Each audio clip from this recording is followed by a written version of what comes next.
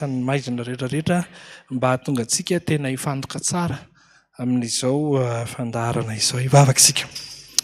Jesosy eo misaotra anao zahay, tonga soamantsara hita tempolinao amin'ny masina eto. Eto natao hoe vavahadin'ny lanitra, iaonanay aminao Jesosy hifanatrehanay aminao hanaovanay ny asa fisoroonana ary amin'izao ora sy fotoana eto koa izao Jesosy dia fantatrao fa rehefa mivory ny zanak'Andriamanitra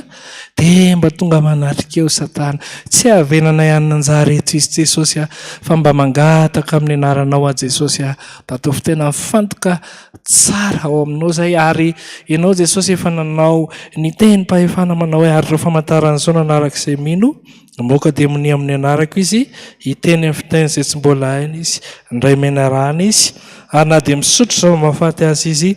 tsy hampaninina azy zany metratahana marary izy dia sitrana rina ka amin'ny anaran'i Jesosy Kristy avy any Nazareta no andidina ny asan'ny devoly ny asa maizina maimay amin'ny afo Jehovah kalaloro adavamina ny levina amin'ny anaran'i Jesosy nandroana menarana ela ny odiratra ny devoly tsy mampifantoka rehetra devoly manao taingim-bozona devoly miblôkazy rehetra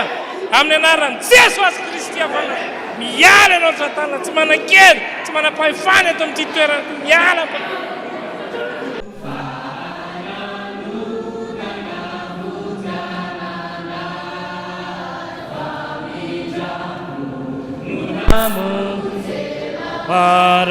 Maraisu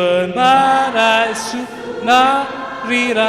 ni satra tulutra uvu ni naita mandrakisa uvu ni naita mandrakisa Sesosi o enu niva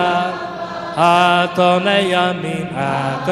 na amini hanara